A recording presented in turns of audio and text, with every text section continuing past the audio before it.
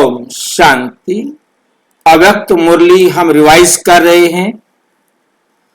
आज 1989 की चौथी अव्यक्त मुरली है,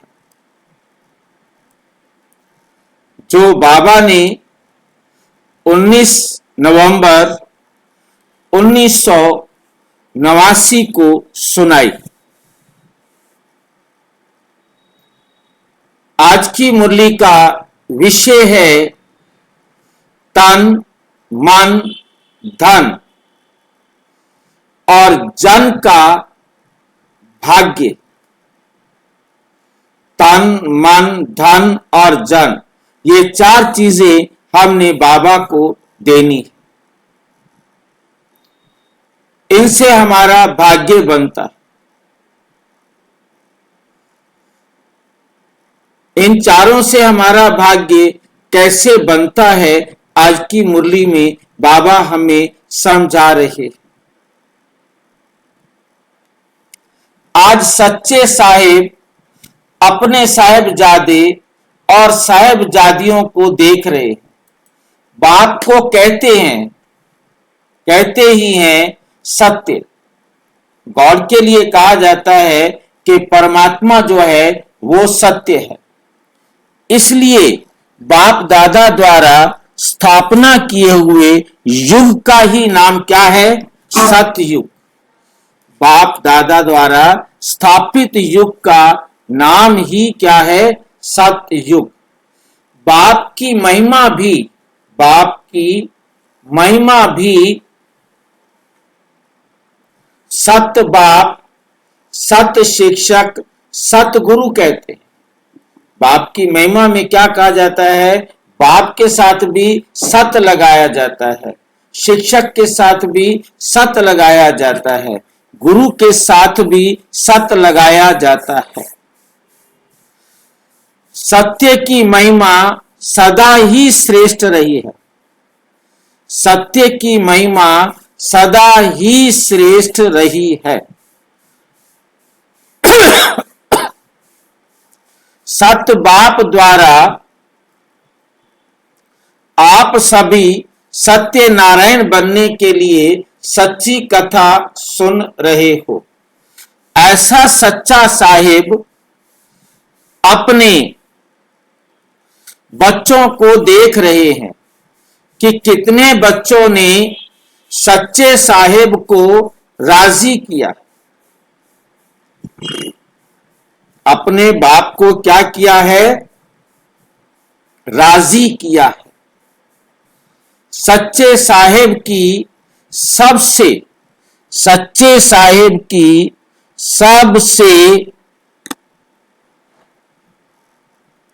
बड़ी विशेषता, सच्चे साहिब की सबसे बड़ी विशेषता क्या है? वे दाता, विधाता और वरदाता। जब हम कहते हैं दाता, तो इसका मतलब क्या होता है?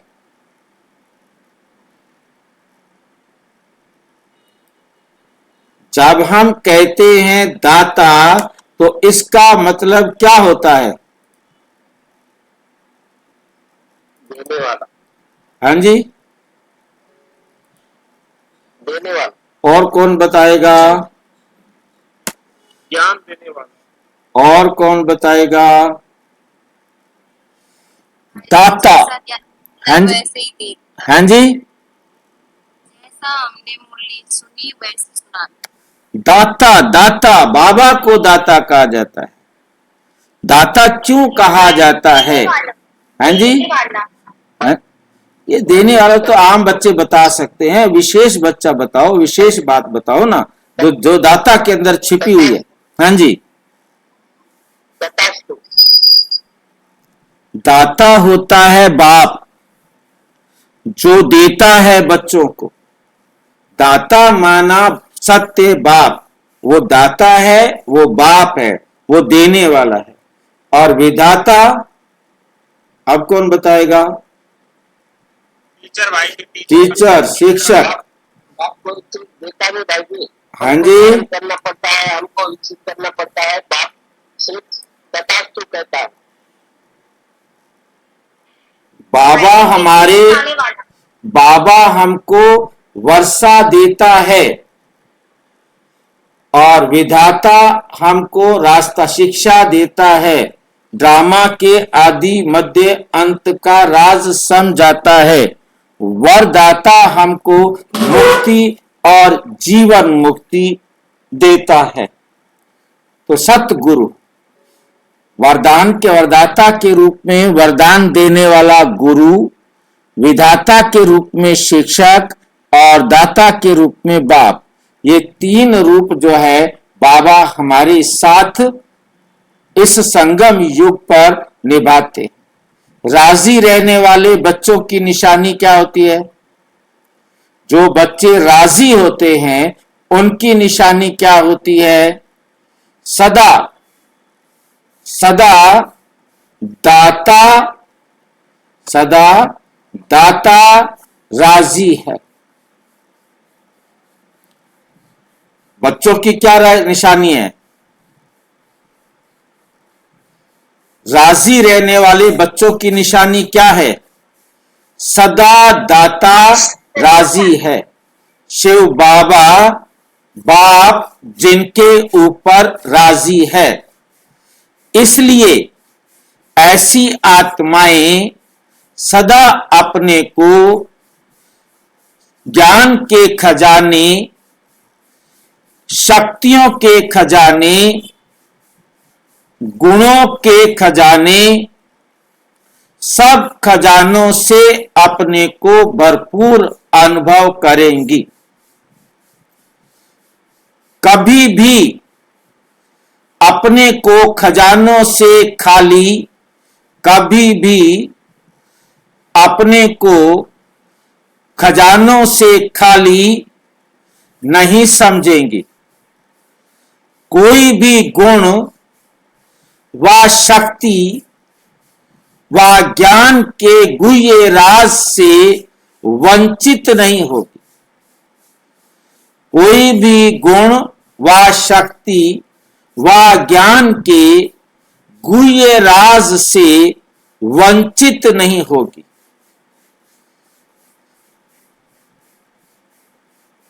गुणों की व शक्तियों की परसेंटेज हो सकती है।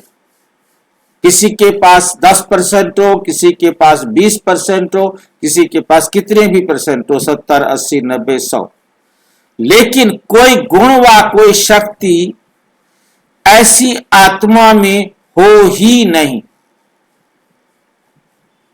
हर आत्मा में गुण व शक्तियां हैं, परंतु कितनी परसेंट में है ये हर आत्मा की अलग अलग हैं। ये हर आत्मा की अलग अलग हैं जरूर।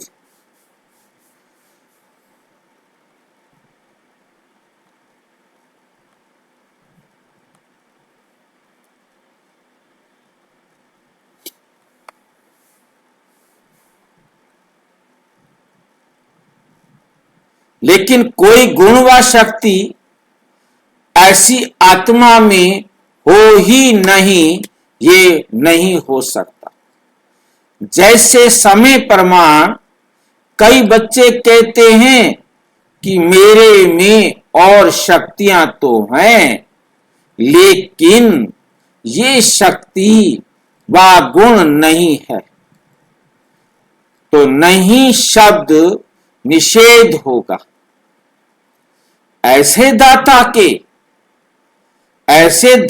के बच्चे, ऐसे दाता के बच्चे सदा धनवान होंगे, अर्थात भरपूर व संपन्न होंगे। दूसरी महिमा है भाग्य विधाता शिक्षक वाली। तो भाग्य विधाता साहिब के राजी की निशानी है। ऐसे मास्टर भाग्य विधाता बच्चों के मस्तक पर सदा भाग्य का सितारा चमक चमकता हुआ रहता है, अर्थात उनकी मूरत और सूरत से सदा रूहानी चमक दिखाई देती है। मूर्त से सदा राजी रहने के फीचर्स दिखाई देंगे। सूरत से सदा रूहानी सीरत अनुभव होगी। इसको कहते हैं मस्तक में चमकता हुआ भाग्य का सितारा। हर बात में तन, मन, धन, जन चारों रूप से अपना भाग्य अनुभव करेंगे। ऐसे नहीं कि इनमें से कोई एक भाग्य के प्राप्ति की कमी महसूस करेंगे। मेरे भाग्य में 3 बातें तो ठीक हैं, एक बात की कमी है, ऐसे नहीं। तन का आप सबका अलग अलग भाग्य ध्यान से चेक करना कि कैसे हमारा भाग्य बनता है। तन का भाग्य, तन का हिसाब किताब कभी प्राप्ति व पुरुषार्थ के मार्ग में विघ्न अनुभव नहीं होगा। और शरीर का कोई कार्मिक अकाउंट आ गया है, हिसाब किताब आ गया है, वो शरीर का हिसाब किताब है, परंतु ये शरीर का हिसाब किताब मुझे अपना श्रेष्ठ भाग्य लिखने में रुकावट नहीं बनेगा। तन कभी भी सेवा से वंचित होने नहीं देगा। कर्म भोग के समय भी ऐसे भाग्यवान किसी ना किसी प्रकार से सेवा के निमित्त बनेंगे। भाई शरीर आपको स्थूल सेवा में कहीं रोक रहा है, पर तो मनसा सेवा से तो नहीं रोक रहा ना। कोई ना कोई तरीके से तो सेवा आप कर सकेंगे ना। मान लीजिए किसी भी कारण से मेरी आंखें ही चली गई। जॉन मिल्टन की जो पोएम थी उसके अंदर यही बात बताई थी, ऑन हिज ब्लाइंडनेस, जब वो अंधा हो गया। मुझे तब से ये बात अपने आप में बहुत अच्छी लगती है। उसने अंधा होने के बाद 2 महाकाव्य लिखे। जैसे भारत में रामायण और महाभारत को इंपॉर्टेंस दी जाती है, तो वहां इन 2 महाकाव्यों को भी इंपॉर्टेंस दी जाती है।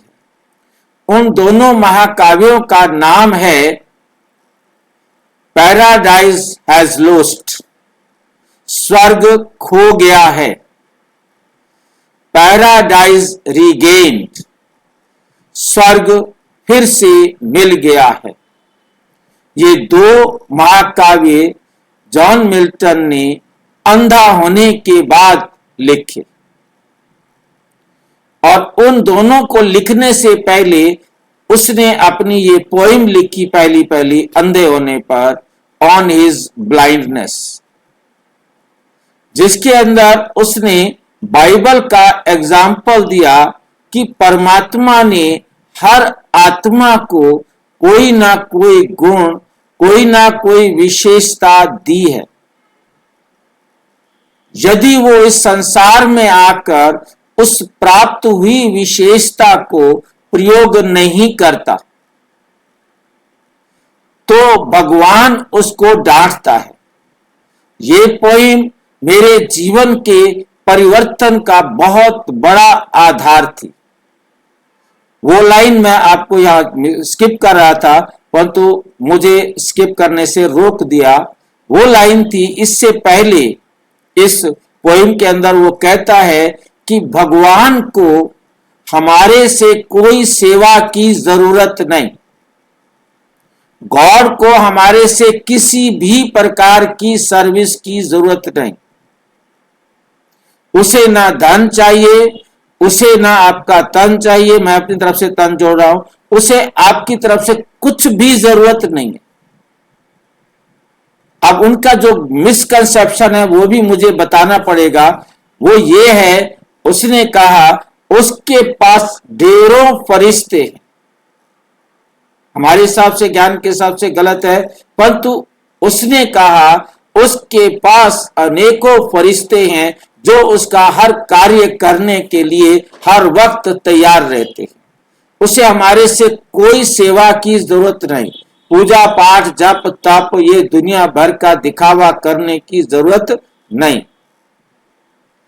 वो क्या चाहता है?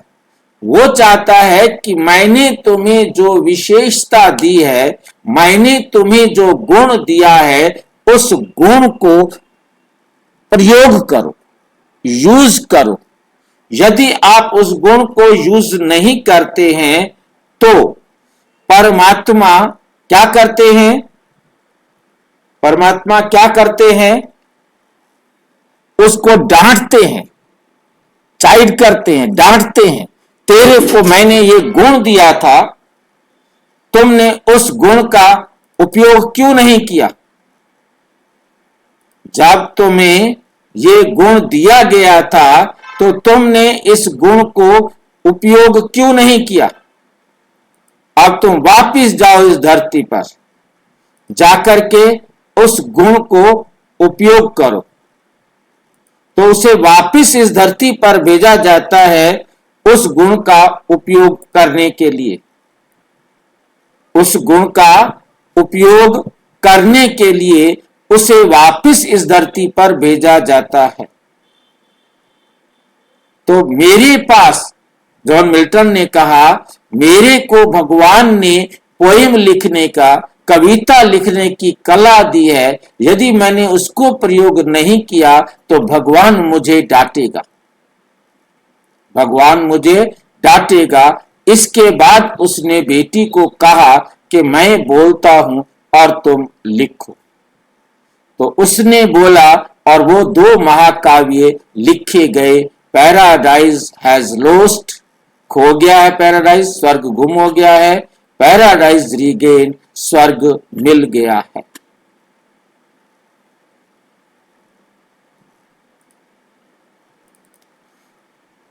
अब इस बात को मैं थोड़ा सा और भी स्पष्ट कर दूं। इस बात को शराबियों ने सुना और शराबियों ने क्या किया? शराबियों ने कहा, आम दुनिया में बैठे हुए कहते हैं, भाई देख, हम तो इस संसार का सब कुछ प्रयोग करके जा रहे हैं, कोई भी चीज हमने छोड़ी नहीं। हमें भगवान देखेगा तो बहुत खुश हो जाएगा, कहेगा वाह, आप तो दुनिया की हर चीज को यूज करके आए हो, तुम स्वर्ग में रहो।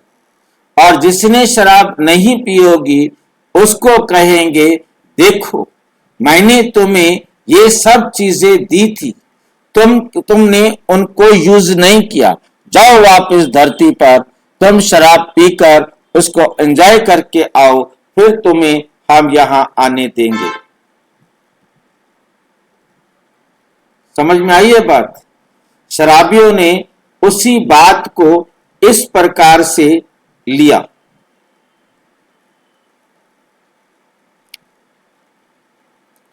तो परमात्मा की बात, हमें जो मेन बात समझनी थी वो ये कि हमारे शरीर का अंग किसी को कुछ भी हो जाए, परंतु हमने उसे अपनी सेवा में बाधा नहीं बनने देना, रुकावट नहीं बनने देना। हमने अपने आप में उसे प्राप्त करना है, हमने उसे प्राप्त करना है। क्योंकि प्राप्त नहीं करेंगे तो परमात्मा हमें डांटेगा, भगवान हमको डांटेगा।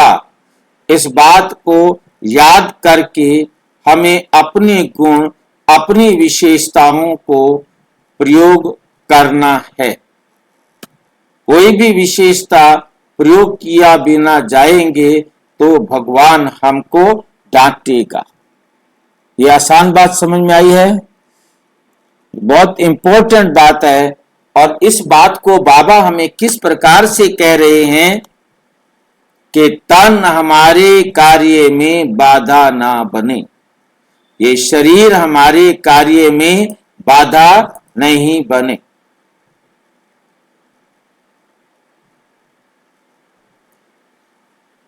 कर्म भोग को चलाएगा, लेकिन कर्म भोग के वश चिल्लाएगा नहीं। कर्म भोग आएगा, उसको कर्म भोग को चलाएगा। भी चलो भी तुम्हारा भी हिसाब किताब जो शरीर का है वो हिसाब किताब बराबर हो रहा है, परंतु उस कर्म भोग में चिल्लाएगा नहीं। उसकी खुशी गायब नहीं होगी। जब उसकी खुशी गायब होती है तब वो सेवा नहीं कर सकता, क्योंकि सेवा वही कर सकता है जिसके पास कोई शिकायत नहीं, जिसके पास कोई कंप्लेन नहीं हो, कोई दुख नहीं हो। क्योंकि जो कंप्लेन कर रहा है उसके पास क्या है? शिकायत है, तो वो खुश नहीं है, वो कंप्लीट नहीं है। चिल्ला रहा है तो वो कंप्लीट नहीं है। कुछ भी हो जाए हमें कोई परवाह नहीं। कर्म भोग को बार बार वर्णन करना, हमें कोई भी शारीरिक रोग आ गया है, शरीर में कोई कष्ट आ गया है, उसका बार बार वर्णन नहीं करना। ठीक है, शरीर तुम जानो, तुम्हारा काम जानो। डॉक्टर से दवाई दिला दी है, अब अपने टाइम पर उसका असर होगा, सिर दर्दी खत्म। अब मैं फ्री हूं, मेरे पास कोई काम नहीं है, मैंने हाय हाय नहीं करना है, मैंने मनसा सेवा करनी है। क्योंकि अगले पल ये शरीर छूट सकता है, परंतु मेरा आखिरी पल परमात्मा की याद में, परमात्मा की श्रीमत पर, परमात्मा के द्वारा दी गई डायरेक्शन अनुसार सेवा करने में लगना चाहिए। सेवा करने में लगना चाहिए।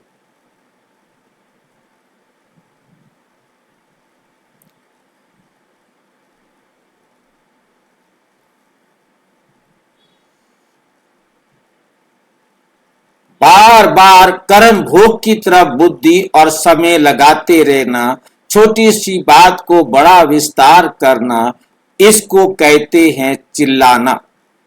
और बड़ी बात को ज्ञान के सार में से समाप्त करना। बड़ी बात को ज्ञान के सार से क्या कर देना है? समाप्त कर देना है। इसको कहते हैं चलाना। दर्द से हमारी बुद्धि एकदम हट गई, इसे कहते हैं कर्म भोग को चलाना।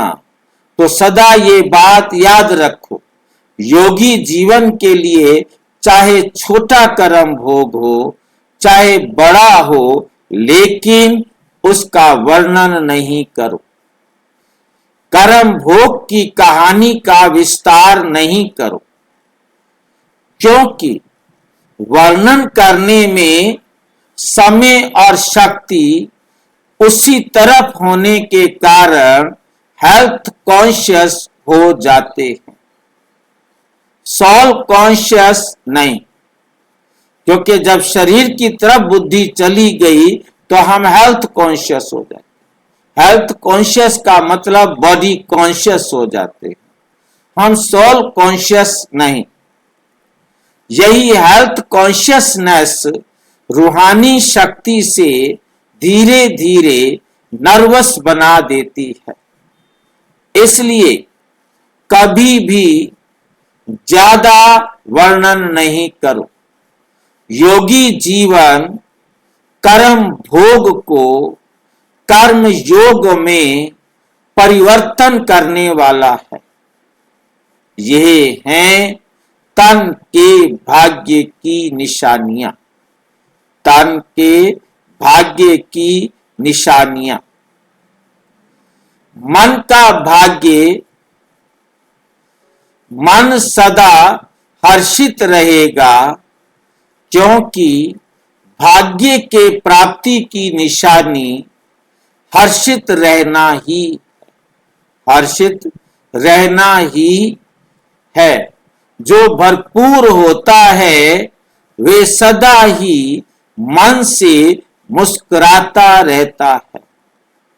मन के भाग्यवान सदा इच्छा मात्र अविद्या की स्थिति वाले होते हैं। भाग्य विधाता के राजी होने के कारण सर्व प्राप्ति संपन्न अनुभव करने के कारण मन का लगाव व झुकाव व्यक्ति व वस्तु की तरफ नहीं होगा। इसको ही सार रूप में कहते हो मन मना भाव। मन को बाप की तरफ लगाने में मेहनत नहीं होगी, लेकिन सहज ही मन बाप की मोहब्बत के संसार में रहेगा। एक बाप दूसरा ना कोई, एक बाप दूसरा ना कोई। इस अनुभूति को मन का भाग्य कहते हैं। इस अनुभूति को मन का भाग्य कहते हैं। धन का भाग्य, ज्ञान धन तो है ही, लेकिन स्थूल धन का भी महत्व है। धन के भाग्य का अर्थ ये नहीं कि ब्राह्मण जीवन में लाखों पति व करोड़पति बनेंगे, लेकिन धन के भाग्य की निशानी है संगम युग पर जितना आप ब्राह्मण आत्माओं को खाने पीने और आराम से रहने के लिए आवश्यकता है, उतना आराम से मिलेगा। और साथ साथ धन चाहिए। साथ साथ क्या चाहिए? धन चाहिए। सेवा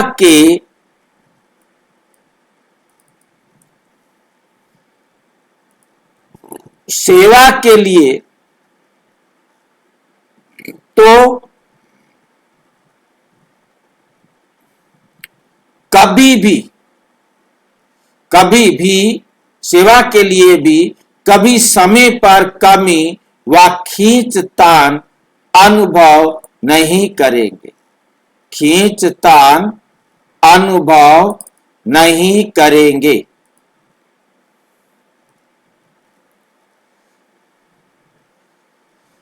कैसे भी कहां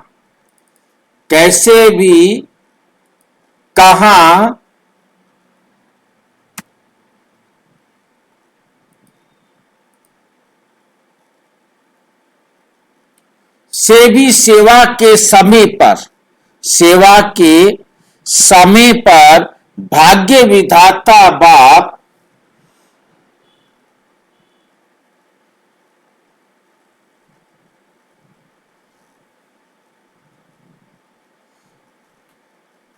किसको निमित्त बना ही देते। धन के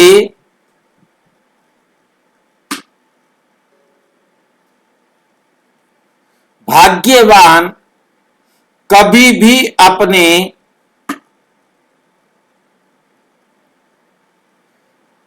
नाम की व शान की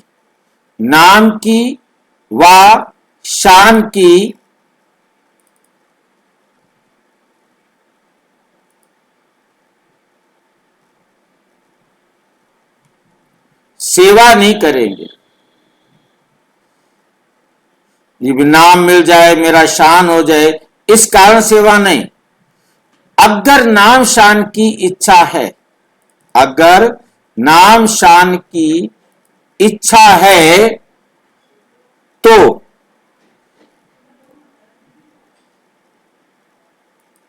ऐसे समय पर भाग्य विधाता सहयोग नहीं दिलाएगा। ऐसे समय पर भाग्य विधाता सहयोग नहीं दिलाएगा। कब सहयोग दिलाता है भाग्य विधाता?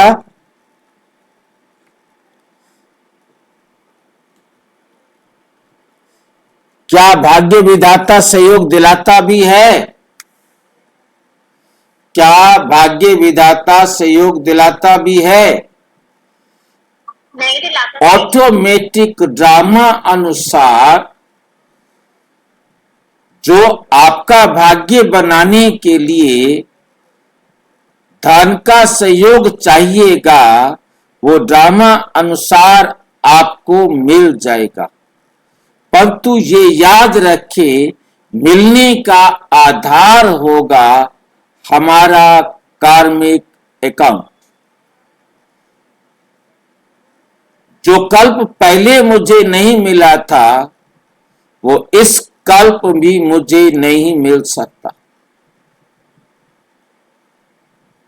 मेरे कार्मिक अकाउंट में उसका पार्ट है तो वो मुझे अवश्य मिलेगा, नहीं है तो मुझे नहीं मिलेगा।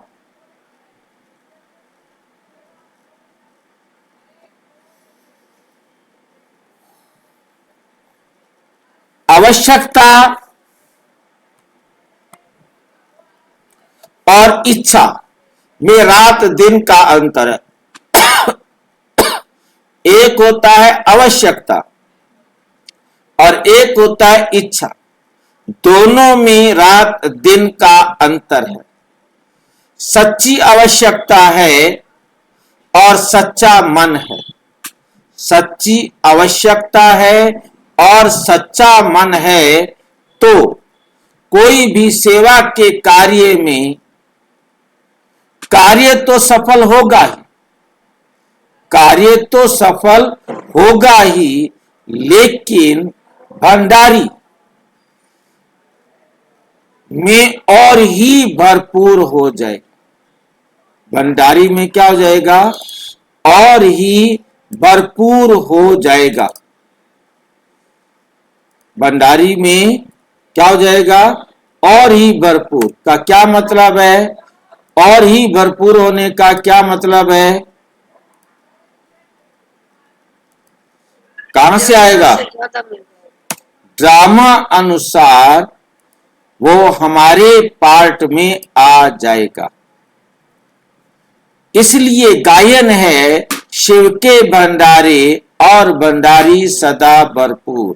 तो सच्ची दिल वालों की, हाँ जी, 1000 गुना भी तो हो जाता है। मल्टीप्लाई तो मिलता है ना सर। आपकी वॉइस कट रही है। आप कहीं रास्ते में है क्या? अभी नेटवर्क आपका ढीला हो रहा है। नहीं, मैं बोल रही हूँ कि वो मल्टीप्लाई होके मिलता है ना, वो तो फिर 1000 गुना बढ़ जाता है ना। किससे बढ़ जाता है? मतलब अगर वो पैसे हम सेवा में लगाएंगे तो उससे जितने लोगों का फायदा होगा तो उतना बढ़ भी हो जाएगा ना। यहां बढ़ने की बात नहीं है बहन जी। यहां पर है कि आप जब सेवा करेंगे तो कार्य सफल होगा, लेकिन भंडारी में भी भरपूर रहेगा, भंडारा भी भरपूर रहेगा। मतलब ड्रामा अनुसार रहेगा। ये नहीं है कि भैया ना मैंने किया हुआ नहीं है और मेरे पास दान भी आ जाए और भंडारा भी आ जाए और भंडारी भी आ जाए। मैंने किया हुआ है तो आएगा। दूसरी बात, ड्रामा अनुसार आएगा। बाकी स्पेशल कोई कृपा बाबा नहीं करते। ये लाइन हमें कभी भी नहीं भूलनी चाहिए। पिछले कल्प में नहीं आया था, इस कल्प में आ जाएगा, ऐसा नहीं हो सकता। हर कल्प मेरे को जैसा जैसा मिला है वैसा ही मिलेगा।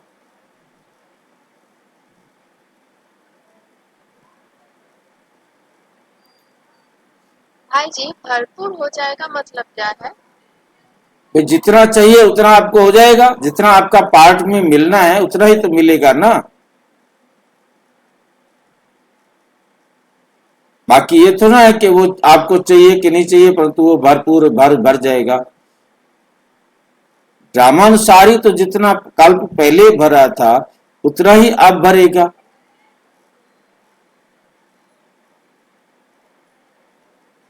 ड्रामा अनुसार जितना मिलेगा उतना संतुष्टि अब रहना या संतुष्ट होना ना होना वो आपका पार्ट है। आप उस पर संतुष्ट रहते हैं या नहीं रहते हैं, ये आप आत्मा का पार्ट है।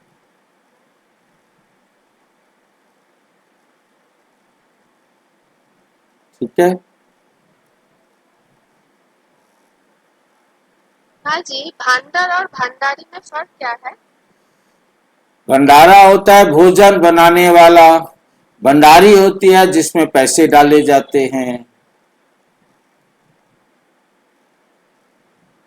कहते हैं ना, ओम शांति, काल कट्टक दो और शिव बाबा का भंडारा भरपूर, ऐसे भी बोलते हैं ना भाई जी। शिव के भंडारे और भंडारी सदा भरपूर, काल कंटक सब दूर।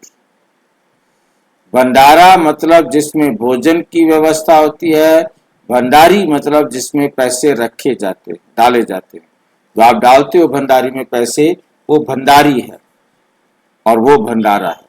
तो सच्ची दिल वालों की और सच्चे साहिब के राजी होने की निशानी है भंडारा भी भरपूर, भंडारी भी भरपूर। ये है धन के भाग्य की निशानी। विस्तार तो बहुत है लेकिन सार में बाबा सुना रहे हैं। जन का भाग्य, अब तन मन धन ये तीनों तो मैंने दे दिए। अब बाबा कहते हैं जिनको तुमने अपना समझ रखा है वो सारे शरीर के रिश्तेदार मुझे दे दो, बस।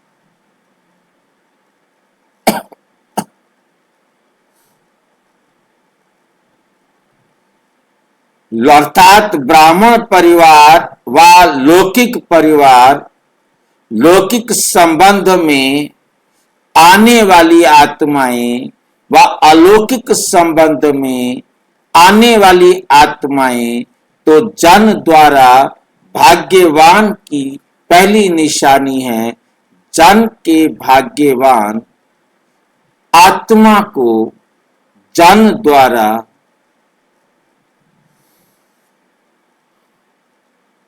सदा स्नेह और सहयोग की प्राप्ति, सदा स्नेह और सहयोग की प्राप्ति होती रहेगी। कम से कम 95% आत्माओं से प्राप्ति का अनुभव अवश्य होगा। पहले भी सुनाया था कि 5% आत्माओं का हिसाब किताब भी चुकतू होता है, इसलिए उन्हों द्वारा कभी स्नेह मिलेगा, कभी परीक्षा भी होगी। वो लोग जो आपके जन, आपके संबंध संपर्क में आए हैं, चाहे किसी भी रिश्ते से आए हैं,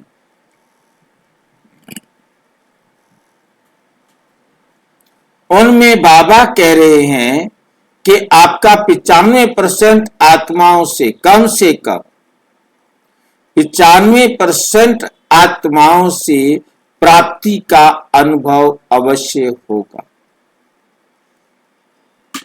इसलिए उन्हों द्वारा कभी स्नेह मिलेगा, कभी परीक्षा भी होगी, लेकिन 5% से ज्यादा नहीं होना। 5% से ज्यादा नहीं होना।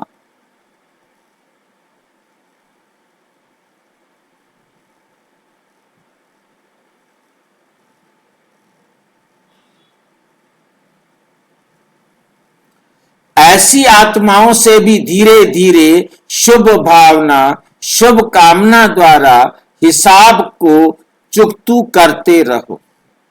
जब हिसाब चुकतू हो जाएगा तो किताब भी खत्म हो जाएगी। किताब भी क्या हो जाएगा? भाई जी 5% से ज्यादा नहीं होना, क्या नहीं होगा? मतलब आपके जो संबंध संपर्क में आने वाले जन हैं, चाहे वो लौकिक परिवार हो चाहे अलौकिक परिवार हो, उनमें 95% आत्माएं ऐसी होंगी जो आपके सहयोगी होंगी।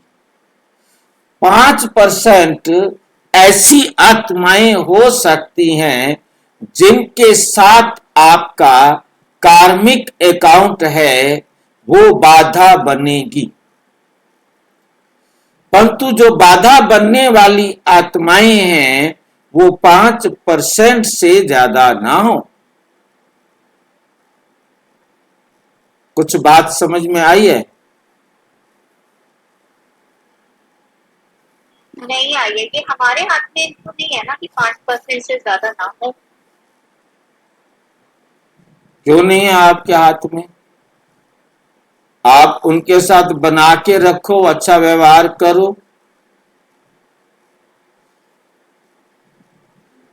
भाई आपके लेकिन हम संपर्क तो अच्छा में, करते हैं, लेकिन सामने वाला, हाँ जी, कई बार तो हम अपनी तरफ से तो सही कर रहे होते हैं, लेकिन सामने वाला हमेशा ही गलत करता है हमारे साथ। परंतु ऐसा है कि 95% तो संतुष्ट होने चाहिए ना हमारे से। 5%, 100 में से 5 लोग ऐसे होंगे उनके साथ आपका कार्मिक अकाउंट है, इसलिए वो संतुष्ट कैसे हो जाएं? परंतु बाकियों के साथ तो हिसाब बराबर होना चाहिए ना। हाँ जी, ठीक, अब समझ आया। यदि 5% से ज्यादा है तो इसका मतलब हम अच्छी तरह धारणा नहीं कर रहे।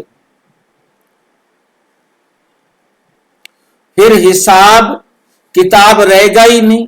तो भाग्यवान आत्मा की निशानी है जन के रहे हुए हिसाब किताब को, क्योंकि जिन लोगों के साथ हमारा कोई कार्मिक अकाउंट है वो चुकतू करते रहना।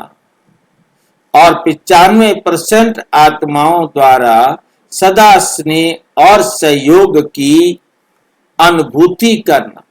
जन के भाग्यवान जन के भाग्यवान आत्माएं जन के संपर्क संबंध में आते सदा प्रसन्न रहेंगी, सदा प्रसन्न रहेंगी। प्रसन्न चित्त नहीं लेकिन प्रसन्न चित्त। ये ऐसा क्यों करता है, ये ऐसा क्यों कहता है, ये बात ऐसे क्यों, यह बात ऐसे क्यों?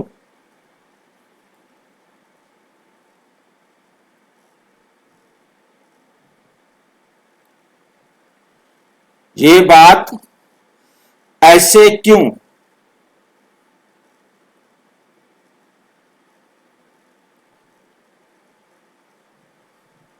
ये ऐसे नहीं, ऐसे होनी चाहिए, ये ऐसे नहीं, ऐसे होनी चाहिए।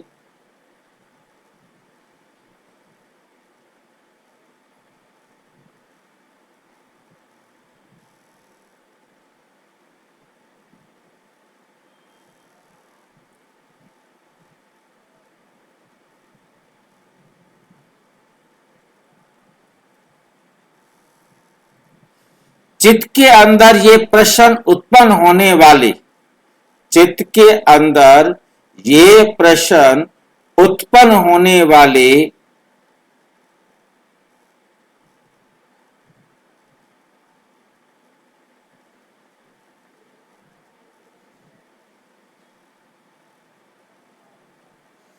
को प्रश्न चित्त कहा जाता है। जिसके मन में प्रश्न ही उठता रहे तो उसे तो क्या कहा जाता है?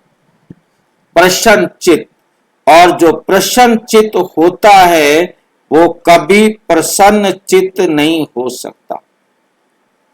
जो प्रसन्न चित्त होता है वो कभी प्रसन्न चित्त नहीं हो सकता। तो ये बात हमें बहुत बहुत अच्छी तरह बुद्धि में रखनी चाहिए। ये बात हमें बहुत अच्छी तरह बुद्धि में रखना चाहिए।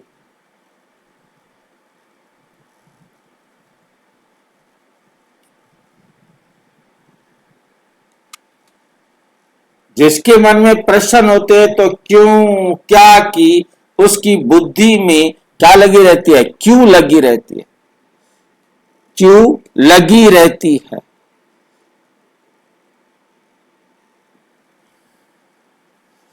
इसलिए उस क्यू को समाप्त करने में ही, उस क्यू को समाप्त करने में ही समय चला जाता है। क्या होता है, समय चला जाता है।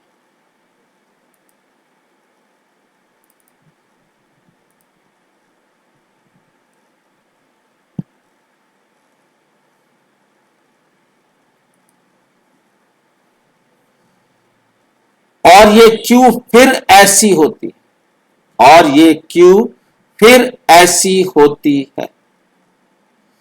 इसलिए इस क्यू को समाप्त करने में ही समय चला जाता है। जो आप छोड़ने चाहो तो भी नहीं छोड़ सकते। आप छोड़ना चाहते हो परंतु छोड़ नहीं सकते।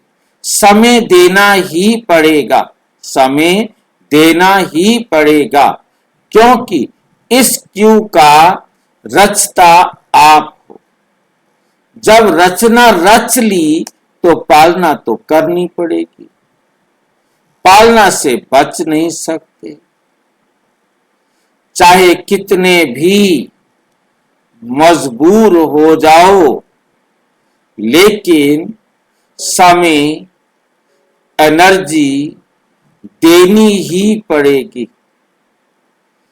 इसलिए इस व्यर्थ रचना को कंट्रोल करो, इस व्यर्थ रचना को कंट्रोल करो, ये बर्थ कंट्रोल करो। समझा? हिम्मत है। जैसे लोग कह देते हैं ना कि ये तो ईश्वर की देन है, ये तो ईश्वर की देन है, हमारी गलती थोड़ी ही है। ऐसे ही ब्राह्मण आत्माएं फिर कहती हैं ड्रामा की नूंद है। लेकिन ड्रामा के master creator, master knowledgeful one हर कर्म को श्रेष्ठ बनाते चलो। अच्छा, टीचर्स ने सुना सच्चा साहेब मेरे ऊपर कितना राजी है, इसका राज तो सुना ना। राज सुनने से सभी टीचर्स राजयुक्त बनी व दिल में आते, राजयुक्त बनी व दिल में आते।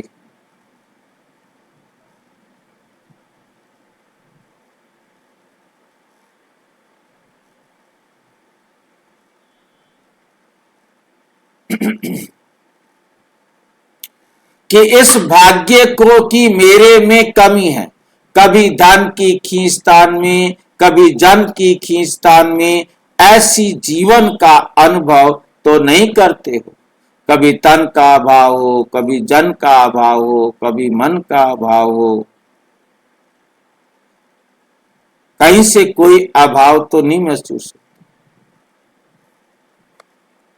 सुनाया था एक ही स्लोगन विशेष निमित्त टीचर्स प्रति, लेकिन है सभी के प्रति।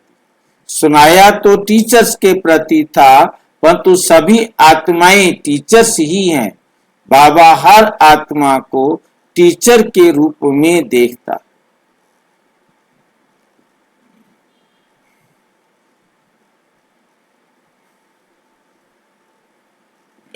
हर बात मैं बाप की श्रीमत प्रमाण जी हजूर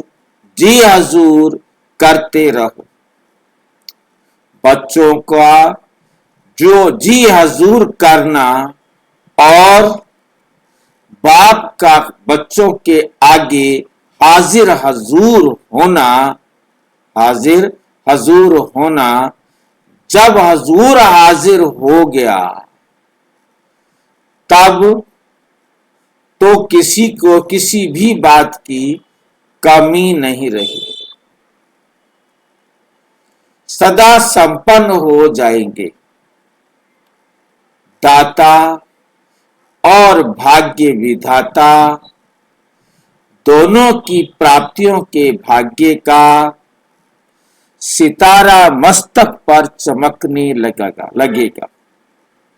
टीचर्स को तो ड्रामा अनुसार बहुत भाग्य मिला हुआ है। सारा दिन सिवाय बाप और सेवा के और काम ही क्या है, धंधा ही ये है। प्रवृत्ति वालों को तो कितना निभाना पड़ता है। आप लोगों को तो एक ही काम है, कई बातों से स्वतंत्र पंछी। कई बातों से क्या बन गए हो? स्वतंत्र पंछी हो। समझते हो अपने भाग्य को? कोई सोने का पिंजरा, हीरों का पिंजरा तो नहीं बना देते, बनाते भी खुद हैं, फंसते भी खुद हैं। बाप ने तो स्वतंत्र पंछी बनाया, उड़ता पंछी बनाया। बहुत बहुत लक्की हो। समझा? हर एक को भाग्य की विशेषता अवश्य मिली हुई है। प्रवृत्ति मार्ग वालों की विशेषता, अपनी टीचर्स की विशेषता, अपनी गीता पाठशाला वालों की विशेषता, अपनी भिन्न भिन्न विशेषताओं से सभी विशेष आत्माएं हो। लेकिन सेवा केंद्र पर रहने वाली निमित्त टीचर्स को बहुत अच्छा चांस है, बहुत अच्छा चांस है। अच्छा, सदा सर्व प्रकार के भाग्य को अनुभव करने वाले अनुभवी आत्माओं को सदा हर कदम में जी हजूर करने वाले बाप के मदद के अधिकारी श्रेष्ठ आत्माओं को सदा प्रसन्न चित्त, जिनके चित्त में प्रसन्न रहते हैं, के बदले प्रसन्न चित्त रहने वाले ऐसे प्रशंसा के योगी आत्माओं को बाप दादा का याद, प्यार और नमस्ते।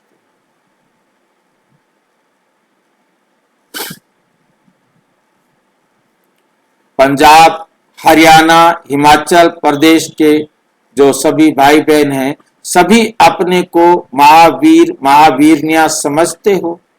महावीर तो हो, लेकिन सदा महावीर हो या कभी महावीर, कभी थोड़ा कमजोर हो जाते। कभी महावीर, कभी थोड़ा कमजोर हो जाते हो।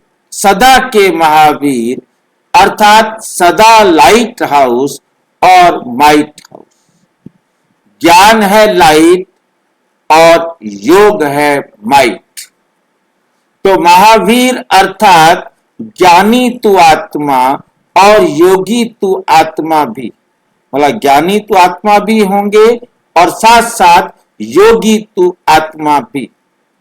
ज्ञान और योग दोनों शक्तियां, ज्ञान और योग दोनों शक्तियां लाइट और माइट संपन्न हो, लाइट और माइट संपन्न हो।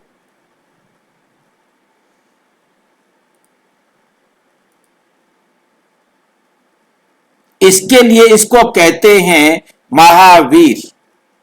किसी भी परिस्थिति में दोनों शक्तियां लाइट और माइट संपन्न हो, इसको कहते हैं महावीर। किसी भी परिस्थिति में दोनों शक्तियां लाइट माइट, ज्ञान अर्थात लाइट की कमी नहीं हो, माइट अर्थात योग की कमी नहीं हो। अगर एक की भी कमी है, अगर एक की भी कमी है तो परिस्थिति में सेकंड में पास नहीं हो सकेंगे, टाइम लग जाएगा। पास तो हो जाएंगे लेकिन समय पर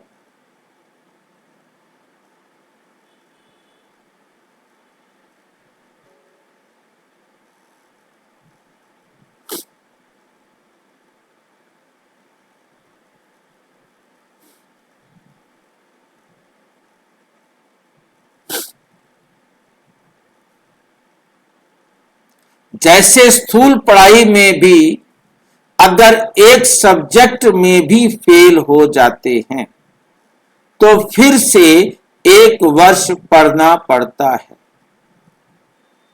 फिर वो शुरू हो जाते हैं। साल के बाद फिर पास होते हैं तो समय गया ना। ऐसे जो ज्ञानी और योगी तो आत्मा लाइट और माइट दोनों स्वरूप नहीं है, उसको भी परिस्थिति से पास होने में समय लग जाता है।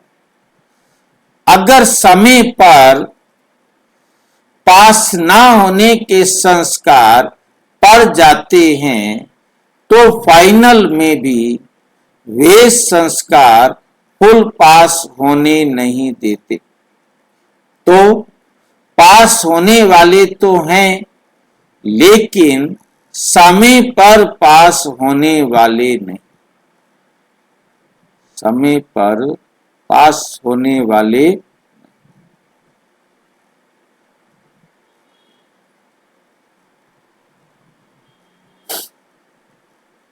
जो सदा समय पर फुल पास होता है उसको कहते हैं पास विद ऑनर।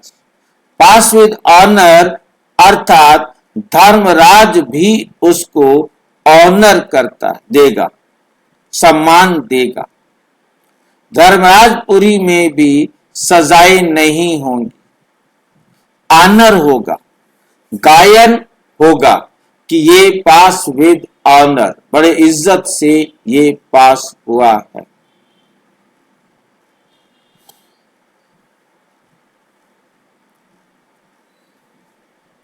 तो पास विद ऑनर होने के लिए विशेष अपने को कोई बात में खुश, कोई भी बात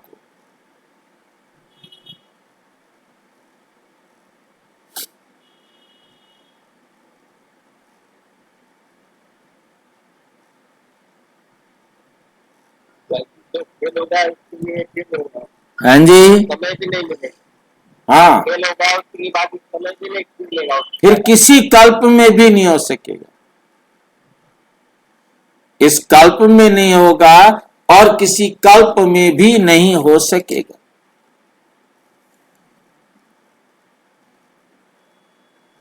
फिर भी बाबा कहते हैं ना कि संगम में किसी का 1 जन्म का 2 जन्म का चेंज भी हो सकता है, बोला बाबा।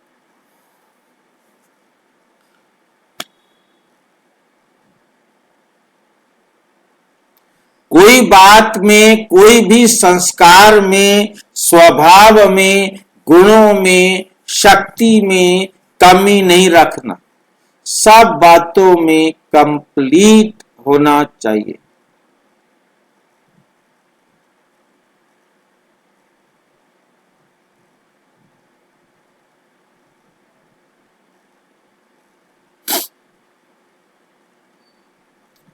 सब बातों में कंप्लीट बनना अर्थात पास विद ऑनर होना।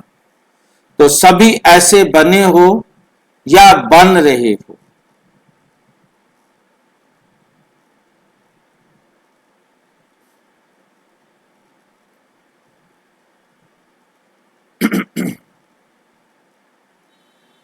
तो सभी ऐसे बने ही हो या बन रहे हो। बन रहे हैं।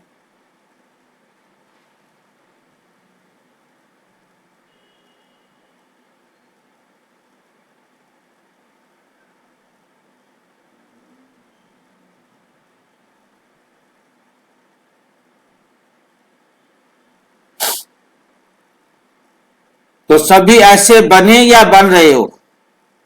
बन रहे हैं, इसलिए ही विनाश रुका हुआ। जब बन जाएंगे तो विनाश हो। आपने रोका है, विश्व के विनाश परिवर्तन ने रोका।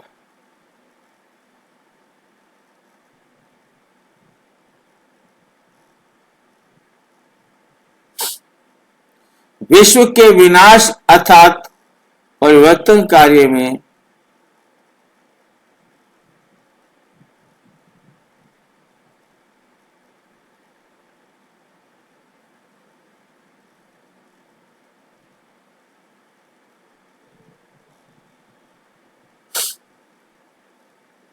विश्व के विनाश अथवा परिवर्तन के पहले ब्राह्मणों की कमियों का विनाश चाहिए।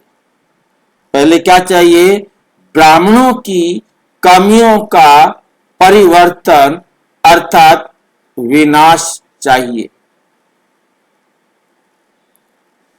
कैसे होगा? तो परिवर्तन के आधार मूर्त ब्राह्मण हो।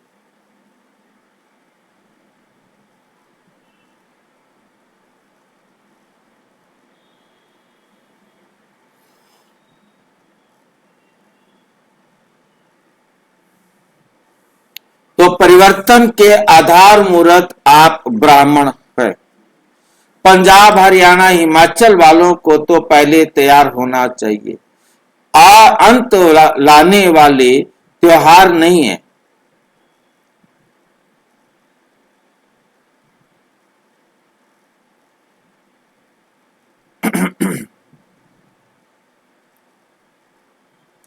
आप अंत लाने वाले तैयार नहीं हो, इसलिए आतंकवादी तैयार हो गए।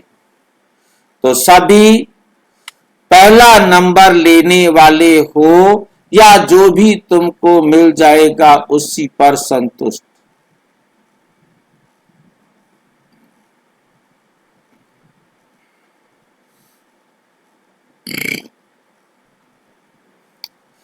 अनेकों से तो अच्छे ही हैं।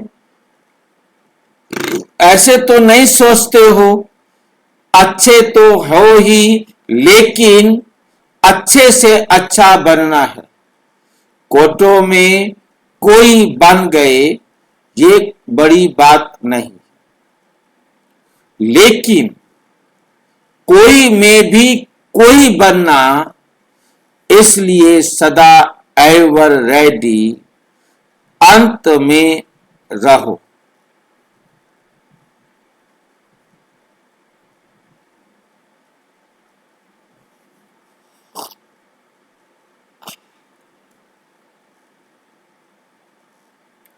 इसलिए सदा एवर रेडी। अंत में नहीं, अंत में रेडी नहीं, अंत में हमें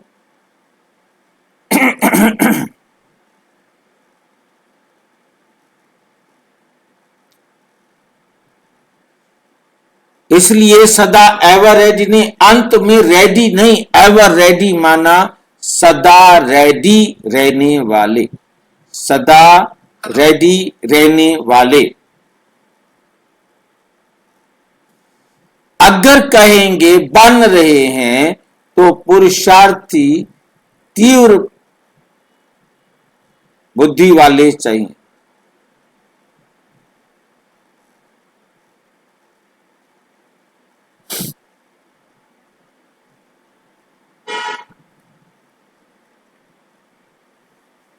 अगर कहेंगे बन रहे हैं तो पुरुषार्थ तीव्र नहीं होगा। आपकी नजर पहले पंजाब पर पड़ी, बाप की नजर पहले कहां पड़ी? पंजाब में पड़ी।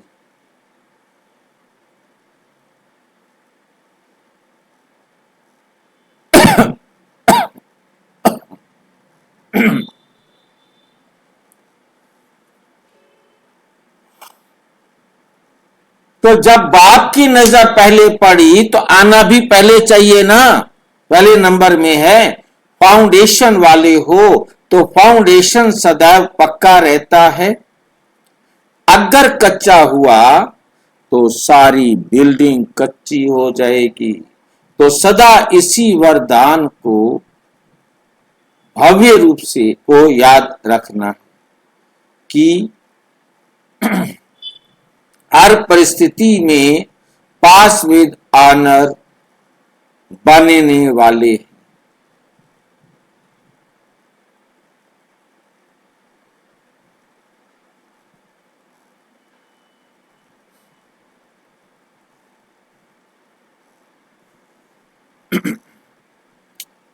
इसकी विधि है एवर रेडी रहना। अच्छा, पंजाब और यूपी जोन, ज्ञान सागर बाप से निकली हुई ज्ञान गंगाएं, ऐसा अनुभव करते हो। यूपी में गंगा का महत्व क्यों है? क्योंकि और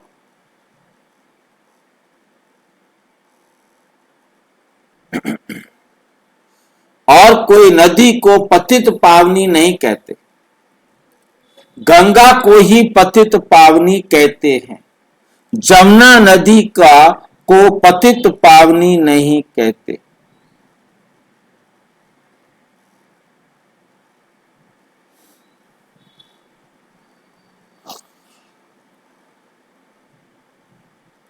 जमुना नदी को पतित पावनी नहीं कहते, उसे चरित्र भूमि कहते हैं।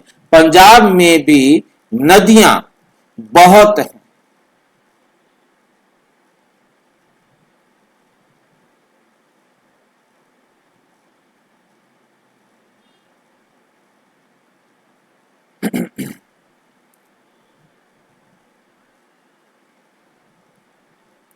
पंजाब में भी नदियां बहुत हैं। नदी जहां से निकलती है तो हरा भरा कर देते हैं।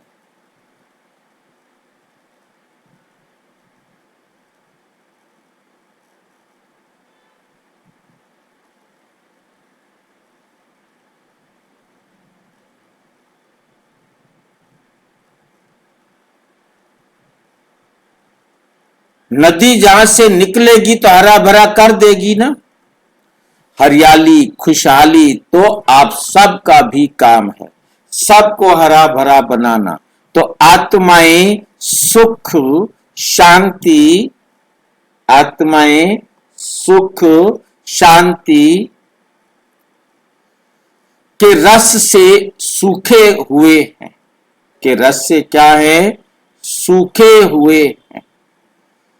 ऐसे सूखे हुए को फिर से, ऐसे सूखे हुए को फिर से हरा बनाना, फिर से हरा बनाना।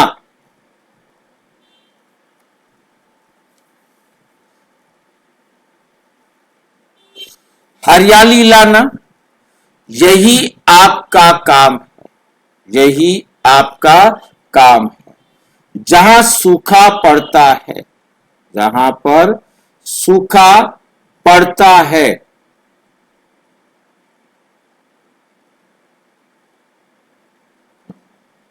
वहां मानव कंगाल बन जाते।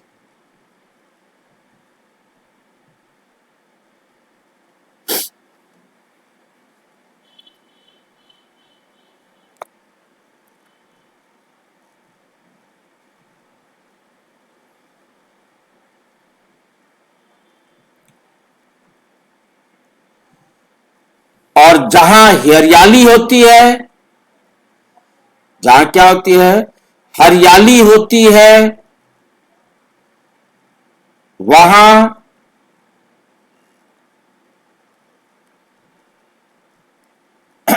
मानव खुशहाल हो जाते। मानव क्या हो जाते हैं? खुशहाल हो जाते।